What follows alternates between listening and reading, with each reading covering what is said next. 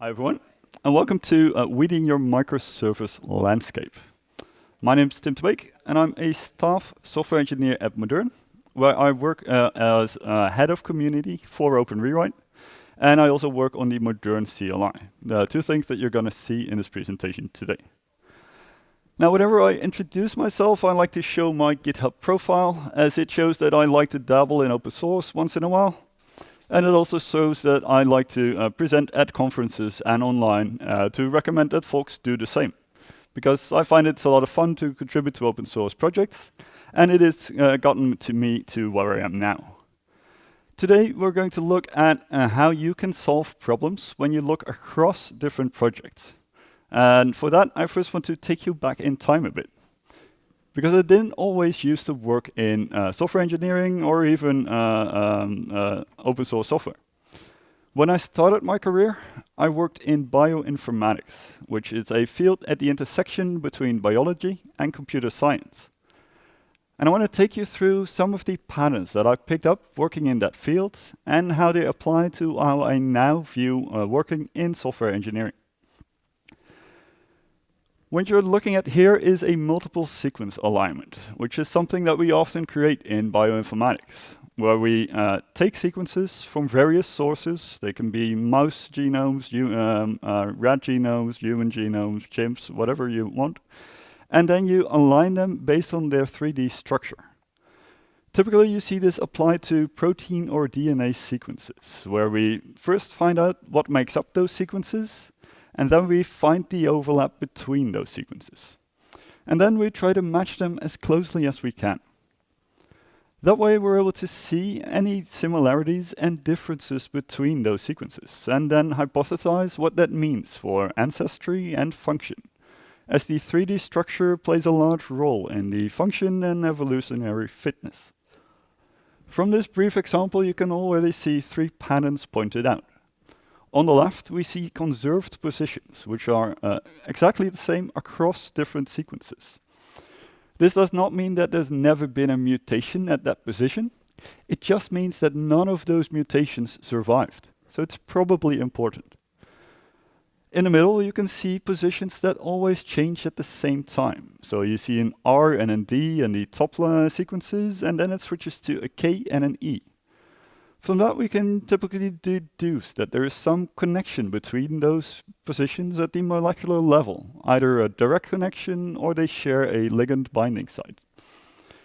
We also see there's some sequences all the way on the right with a highly variable position. It doesn't seem to matter much what is in that position, probably because it is on the outside of a protein. If that was a position on the inside of a protein, it will mess up the protein folding, breaking things and the function of the protein. Now, all of this works because sequences are copies of copies of copies, going all the way back to our common ancestor. Mutations over time have allowed us to adapt to new environments. And that way, we're able to see exactly which of these mutations were passed on going into new species. And if you're not a fan of evolutionary theory, then just imagine someone up there really likes copy and paste.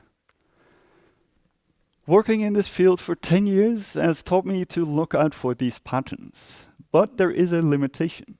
We can only see the current state. As much as we would like to go back in history and sequence everything up until the beginning of time, we simply can't do that experimentally right now.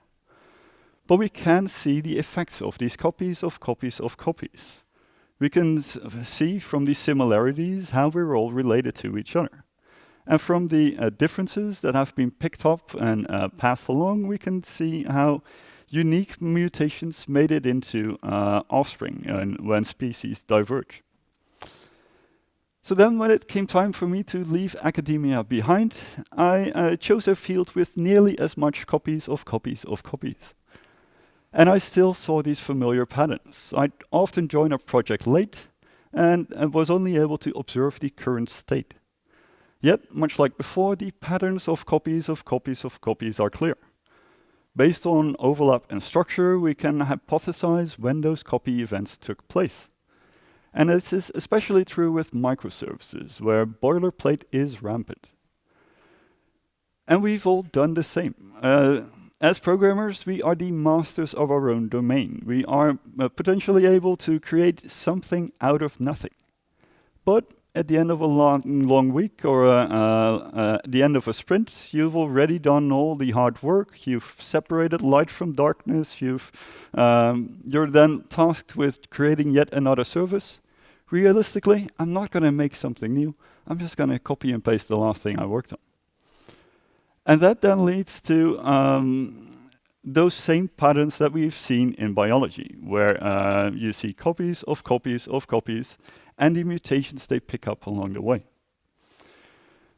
For those patterns, you can see that, for instance, things like CI workflows or deployment descriptors are going to be highly conserved, because if you can't deploy to production, probably your service is not going to last very long.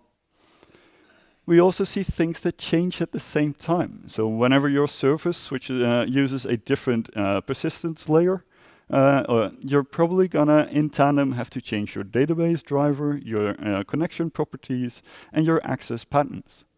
And you'll see this if you copy a second service that uses Mongo or a third one that uses PostgreSQL. You will see those diverging patterns.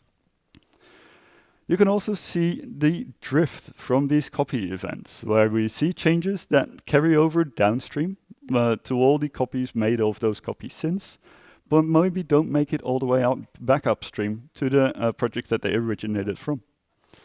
And these types of changes, they accumulate over time. There's a gradual divergence of services where they pick up more and more changes in relation to each other. And you can also see experimentation, where deliberate mutations are introduced to services because you're suddenly not weighed down by former choices. So if I start a new service, I'm more likely to pick up a different library for my testing needs, or a newer version of a framework that I'm using, or even a Java version. Now, this is all well and good. We can see these patterns, we can hypothesize how they came about, but the question is, why should you even care? Well, I'm here to tell you that you should care. I'm even going to tell you that you should put deliberate effort into mitigating these patterns. And I'll tell you why. That's because standardization is good. On the right here, you can see my favorite ever blog post. It goes all the way back to 2015, where they wrote on the engineering effectiveness efforts at Twitter. And it really shows how they have invested in considerable effort into standardization and tooling to make their services more alike. And it's had quite an impact on how I approach software engineering since. And I hope to share some of those insights with you today. Because when projects broadly look alike, it's a lot easier to switch between projects. When everyone uses the same, you can start to look for improvements that maybe, if, say, you're working on a project and you find something that would improve the, or reduce the crowd cost for that particular project by just 1%. It's fairly common to find something that is beneficial. And if you then have a standardized landscape, you're able to apply those time savings or resource savings to all those projects that you run. And the same is true if you find something to maybe optimize your build pipelines. If you find a way to maybe introduce caching or more efficient ways to run your pipelines, suddenly everyone can benefit if you are very standardized in how you roll things out. And we can also see this in more the process kind of thing. So if you're able to save all of your colleagues maybe just 5 minutes a week, then soon enough that starts to add up to considerable time savings, where it's worth investing in tooling and processes to help make everyone more efficient. But standardization does not mean that you should not experiment, because experimentation is what allows you to move forward. There's probably some folks in the room here today who would wish that their organization would allow for just a bit more experimentation. Because as you pick up new techniques, new libraries, new frameworks, and new features, those are the things that help you drive forward. And from there, you can then promote these successful experiments that you have. You can find something that works well, and then go back to all the other projects and apply them there too. It's also what allows you to learn from failures. You can find the things that don't work well, document where you failed, and then phase them out deliberately, rather than having them linger within some older projects. And that's the way to not get stuck in the past. But between all the copies of copies of copies, you typically also start to find evidence of drift, where you have unintentional changes that serve no particular purpose between those services. And they are the things that make it really hard to switch between services, because you suddenly have to wrap your mental model around maybe the specifics of that particular project. Are you able to use records here, or is this a project that's still on Java 8? And a lot of these types of decisions are the things that hinder you when you want to evolve. Because consider if you, for instance, have a shared library across all of your projects, then that library is only able to move forward when all of your services have adopted the latest versions of Spring or Java or anything like that. And there is risk involved with not being able to move quickly. If you have a lot of services and they use various versions of Spring or other common frameworks, then the moment that a vulnerability comes out, you need to be able to act quickly. And let me tell you that you certainly don't want to be reading the Spring Boot migration guides at 3 a.m. in the morning, only to then find out that you also need to upgrade to Java 17, you need to upgrade to JUnit 5 and Jakarta, and all of that to fetch the vulnerabilities before moving on to the 50 next services that you still need to do. And don't ask me how I know all of this. But I don't just want to point out problems here. I'm also going to propose a fix. And for that, I'm going to ask a small question of the audience, and that is, who here has heard of OpenRewrite? That is about half the audience. Then my next question is, who here has heard of, who here has actually used OpenRewrite? That's 5 hands. That is not very good. Then this one is going to be painful. Who here has heard of Moderne? I probably have some work to do here, because not a lot of folks have figured out that this logo is very similar to this logo. It's just the same logo, tilted a bit, changed a bit, because Moderne is the company behind OpenRewrite. We are the main sponsors, and we are helping the project drive forward. What we do is we build upon the automations you can write with OpenRewrite to allow you to run those recipes at scale. And we do that by serializing the model that you built, allowing for faster recipe runs, analysis, and visualizations. For OpenRewrite, the way that we run code automations is by first building up a very detailed model of your code. And you can see that on the left here, where we have a visualization of all the aspects that we take into account when it comes to modeling your code. Now, you might know from your university days the concept of an abstract syntax tree, but we've expanded that to also include very detailed type attribution, such that we know exactly what types are being used, where they're coming from, which dependencies are involved, such that if we need to make changes, we can do a very exact match there. And we've also expanded it to include things like formatting, such that if we make a code change, we're going to make it such that we get a minimal diff on the changes that we produce. And we use that for various technologies, which you can see on the right. So we're supporting Java, Kotlin, Groovy, and then the build tools associated with that, and a lot of the surrounding supporting tooling, like properties files, build files from Maven, Gradle build files, and a lot of frameworks that you will probably recognize, like Spring and Quarkus and Micronaut. Now, when it comes to automated code changes, I always like to give this example, because it shows something that hopefully by now you've all seen. When you move from JUnit 4 to JUnit 5, you have to do some modifications. It's not as hard when it comes to just replacing the imports, but if you want to assert that a certain exception is thrown, you now have to do substantial changes. You need to remove the argument from the annotation, and you have to call a new method with that argument, and then pass in a lambda body using the statements that trigger that exception.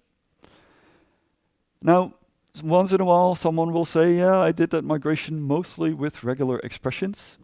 Well, I put it up to you to do this one with a regular expression in a reliable way. It's just not really well possible. And we have some 2,500 recipes that allow you to do such safe code modifications to, for instance, migrate between major versions of Java. So if you want to move from Java 8 to 11 to 17 to 21, we have recipes to help you all the way there. And the same is true for any kind of frameworks, like I said, Spring and Micronaut and Quarkus. And it's also something that we help customers of ours to avoid vendor lock-in, such that when your vendor triples your AWS bill in 3 months, then we can help them move away to an alternative.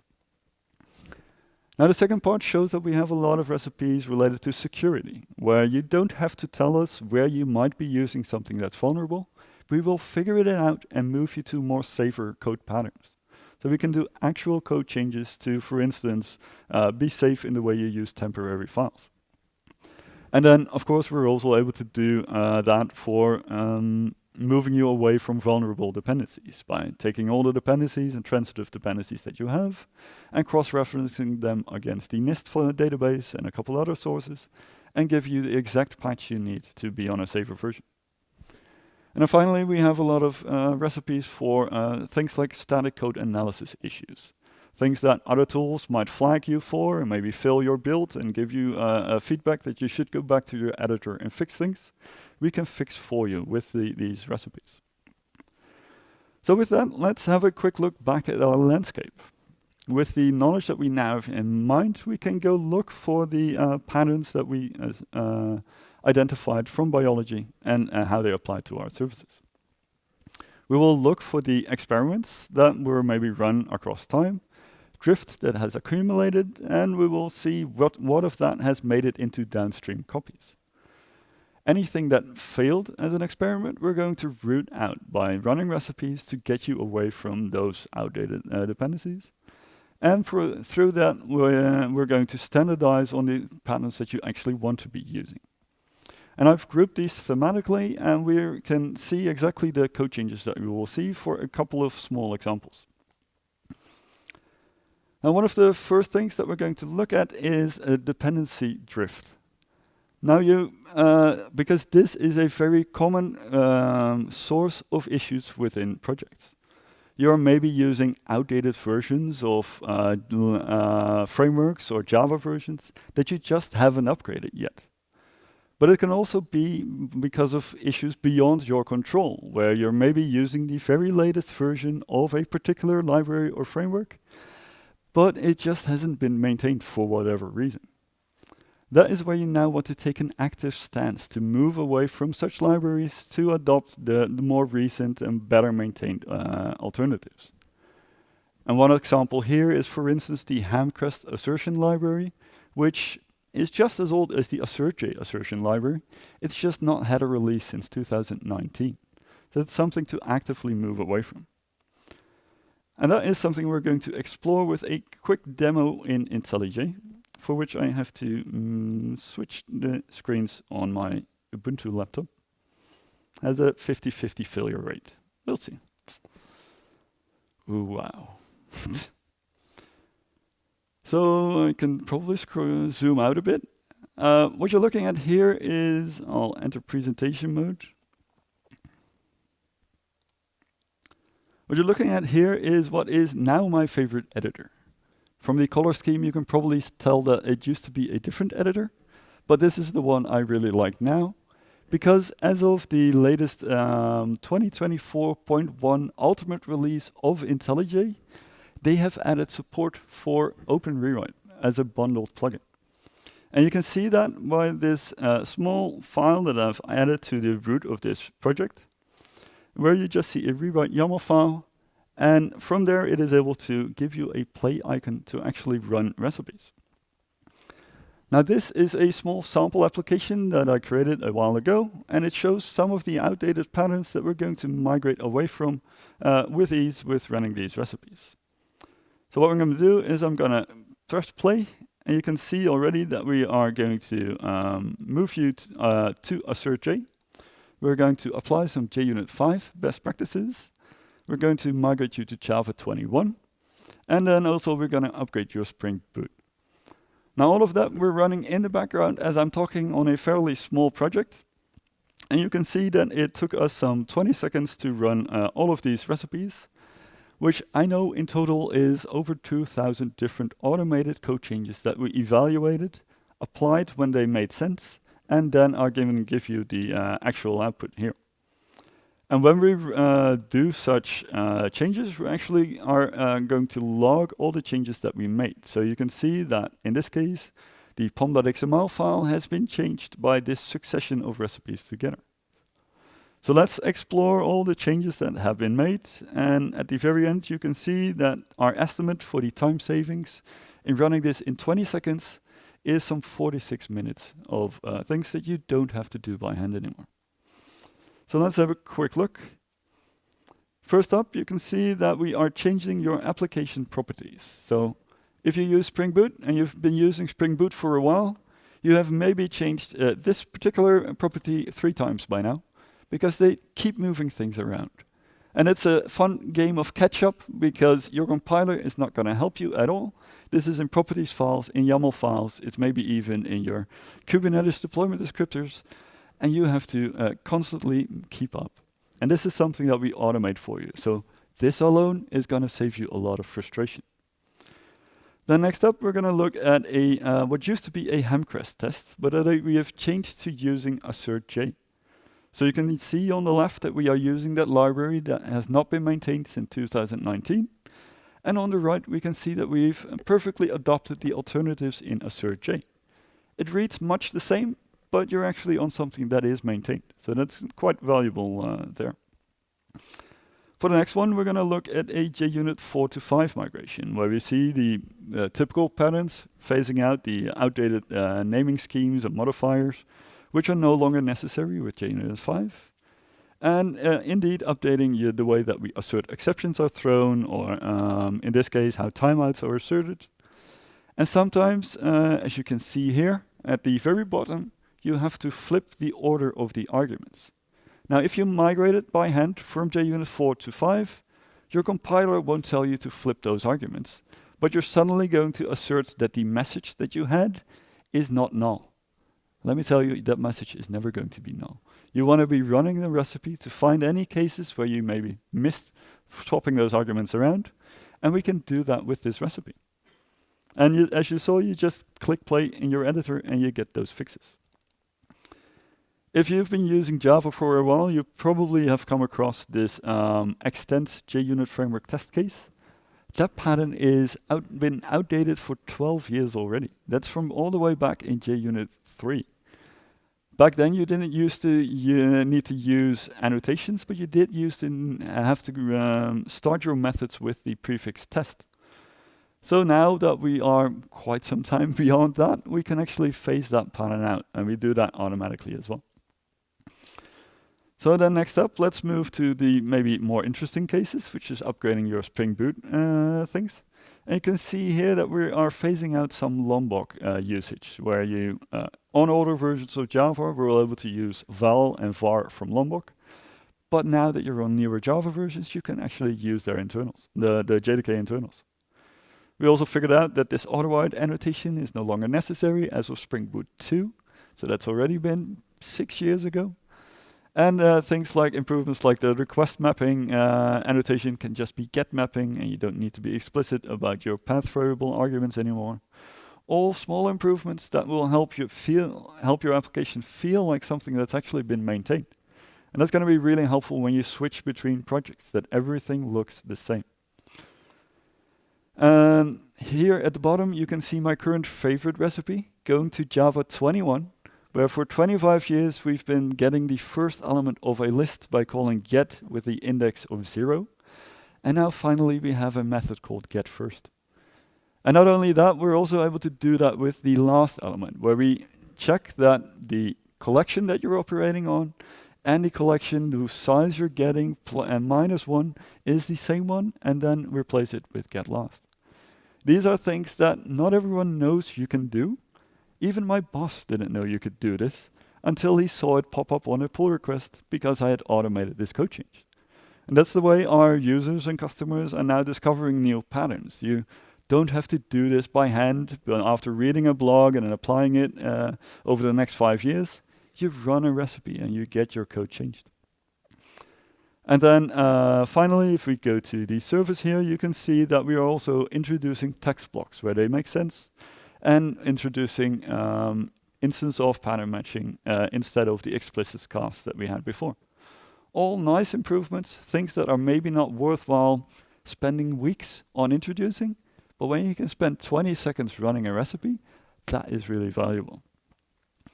And then here you can see that we're also updating your POM files to indeed switch to Java 21 and swapping out the Hamcrest dependency there and removing the older JUnit one, using JUnit Jupyter to run, and all of this is automated.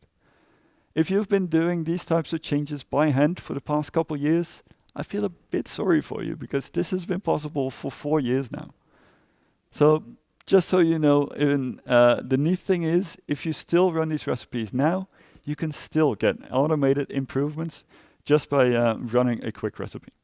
And it's all built into IntelliJ. So know that you just need to create a small file on the root called rewrite.yaml, and that should have you good to go. So with that, let's jump back to the presentation. I'm going to try to get back to joint displays. Like I said, 50-50.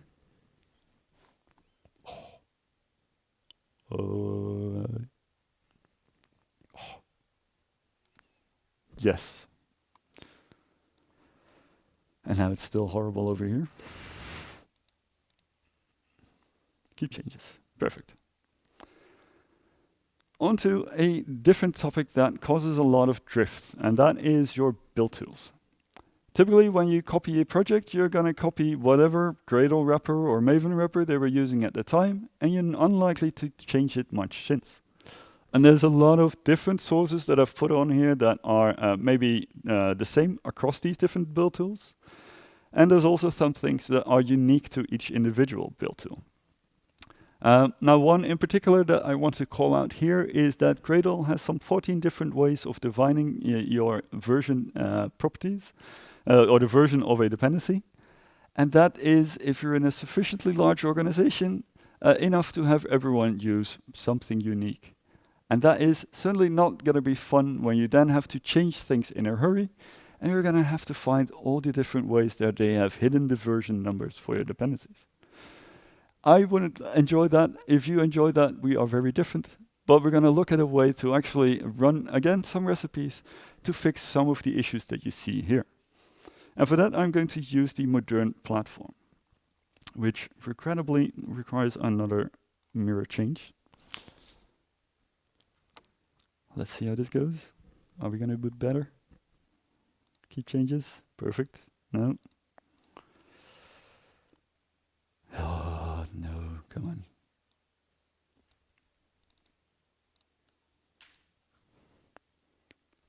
on. FL sign in. So what you're looking at here is the landing page for the Moderne Platform when we look at the Dev Center for Gradle. Now, Moderne is a commercial platform that we have built that allows you to run these recipes quite easily, and it is free to use for open source software. So if you want to help maintain Apache Maven or Gradle or Spring or Micronaut or Quarkus, all of those you can help out by creating pull requests through this platform. And we're going to look at a very quick way where we can analyze the various different Gradle wrapper versions in use across some 59 repositories for Gradle.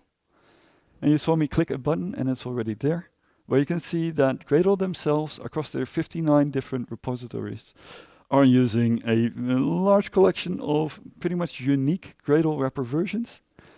And this is not ideal. If you want to be rolling out a new change and you need to be on a minimum version of Gradle, you want to upgrade all of these to the latest versions. And for that, we can go back and see this blue button where we actually run a recipe that you could just as easily run on your own machine to upgrade all these projects at the same time to the very latest version of the Gradle wrapper. So this will schedule those jobs in the back, and then you can see that we are suggesting that you update your wrapper files and all that comes with it.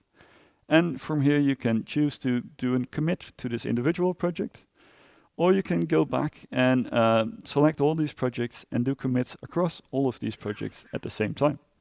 In this case, updating the Gradle wrapper files across 26 projects in just under a minute. This is the way that we maintain our software. This is the way our users maintain their software. And whenever a new Gradle version comes out, it becomes a bit of a challenge who's the first to do 26 commits in just a minute. So if you want to help maintain software, this is the way to do it, and also the way to very quickly see the effect of individual recipes when applied to open source software. So with that, we're going to switch back again. And select that one. Where did it hide my OK? Oh. Yes. Ah, come on.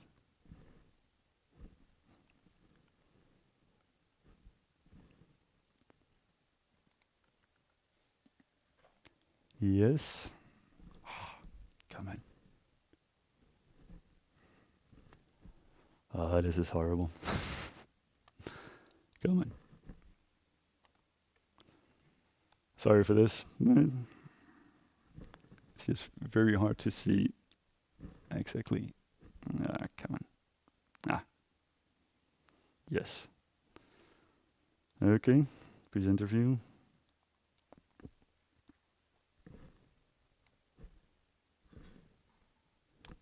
I'm back. So you've seen the platform, you've seen me run recipes across open source software. Now we're going to look at some final small things that you can do to help standardize your software. And for that, we're going to look at some CI pipelines and deployment descriptors, because this is something that is frequently copied from project to project to project. It's maybe at times not well understood. You're just copying the last thing that you have. And this is also where there is a lot of value in running standardization. Because with these automations, you're able to maybe resolve vulnerabilities by swapping out the base image that you use across different services. And that is really the low-hanging fruit where everyone can benefit if you standardize your services enough. It's also where you want to maybe introduce additional checks, where your security officer would want you to run some additional scanners that you then first try out on a single project, and when it works, you take that change, you automate that change, and you run it against all of them. And if you are standardized enough, where everyone's using the same frameworks, and you're maybe able to add metrics, generically capture that, and maybe tweak with the resource limits for your services to really get that benefit of reduced cloud costs by automated and standardizing these types of changes. It's really where having a very homogeneous landscape shows value, to easily find and apply fixes for maximum effect. Now, one last thing where we have is just a lot of general improvements that you can do by reducing friction within a team, making your processes such that you don't get caught up having the same discussions again and again.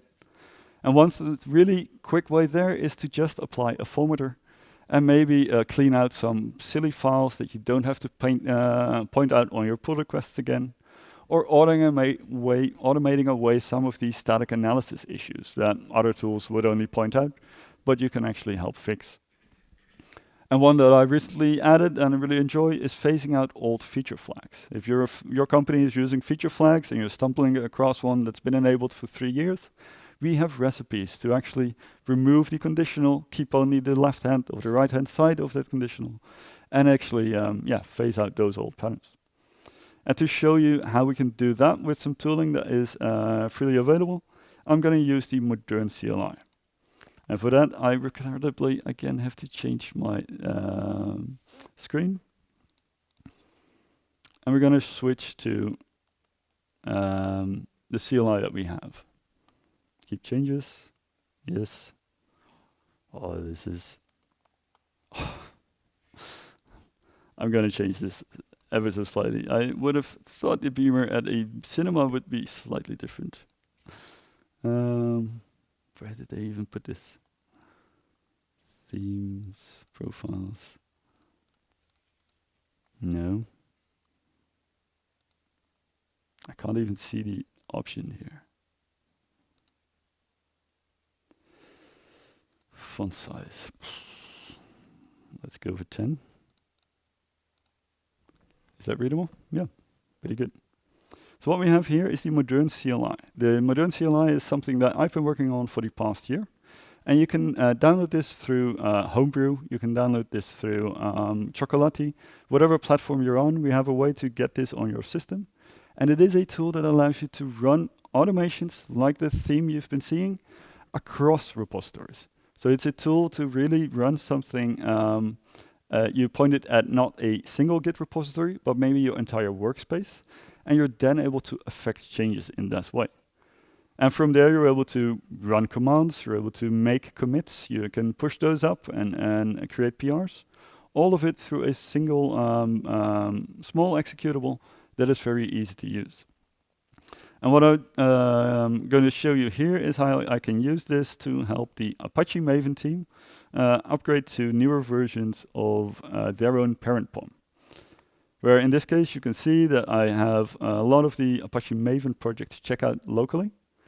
And we're going to run some automations to help them upgrade to their latest version of a parent POM. Because if we have a very quick look here, you can see that the Apache Maven team has their own parent POMs that they use, but are not always maintained to the latest versions. So you can see quite here that they have a big spread of versions of various parent POMs.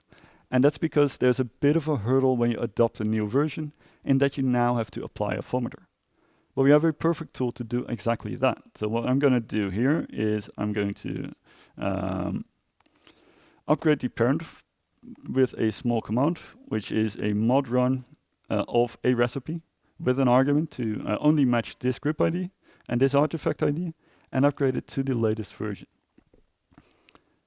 And with this, it's going to find all the various Git repositories within this folder and then run that recipe against all of them. And this is being sped up by the serialized LSTs that we have through Moderne. Whereas if you've been using OpenRewrite, things are usually not this quick. And you can see that we already have a first result where we indeed change the parent version and then also figure out that this is no longer necessary. Now I can let this run and I can then next run a command to run that formatter, which is spotless apply, which is just a Maven execute a command on all of these repositories and then run the Maven spotless apply. And this will apply that formatter and then we can use this same CLI to actually, you see it doesn't work on every project, but it continues all the same. And all that passed, you can actually then create commits out of through mod git commit on all the projects that were matched through a last recipe run, and then push this up, create PRs, and suddenly you're really making changes at scale in just a couple minutes. And this is the tool that I'm very excited about, and I hope that you would consider using for this type of work that you have yourself. So with that, we're going to jump back to presentation.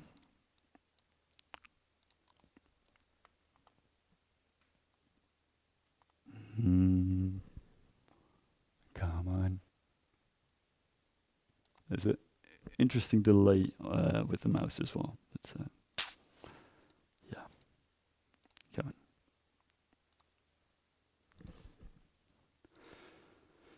So I've shown you these recipes and how they work. Then what I want to very briefly touch upon is the thing that makes Moderne unique, and that is that serialization to disk of those LSTs.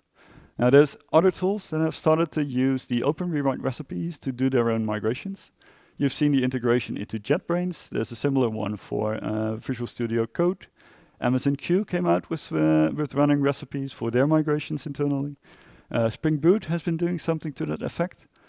But all of them can only run on models that are kept in memory, whereas Moderne is the one that has as a unique point to run those on a serialized model, such that we're able to run easily and quickly across a lot of projects, and also able to handle larger projects.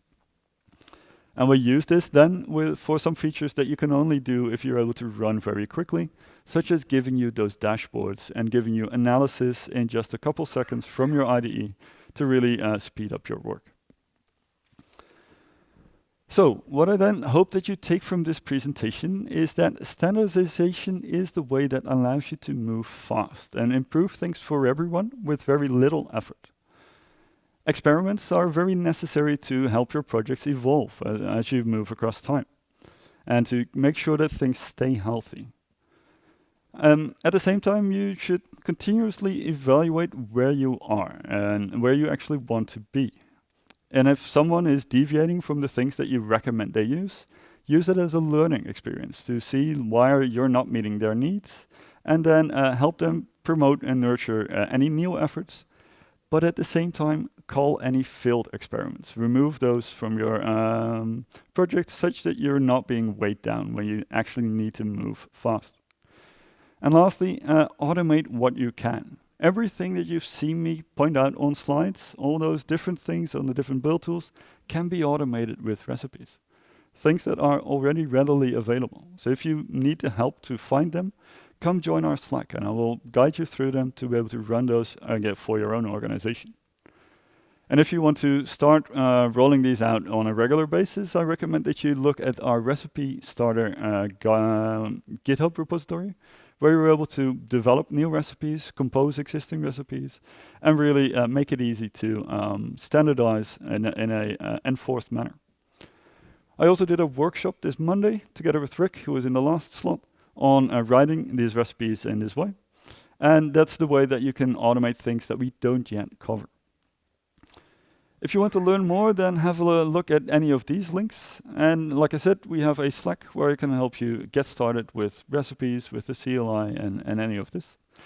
And I also have some stickers and books and things to give away if you want, including coffee vouchers, because I don't drink coffee and I'm out of here after today.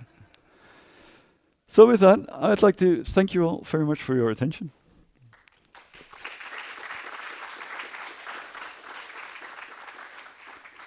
I'm going to try to find the Slido. Yeah. Yeah. OpenRewrite and Moderne have a very huge presence in Java ecosystem. Yep. Do you guys have planned to extend it to other side of it? For example, Kubernetes or So we cover Kubernetes. So that is one we already have because we have support for a YAML parser. So we have recipes there to help you automate things on that end.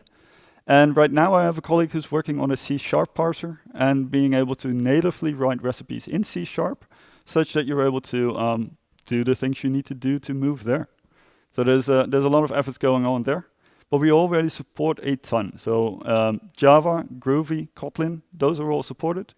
And beyond that, anything supporting that as well.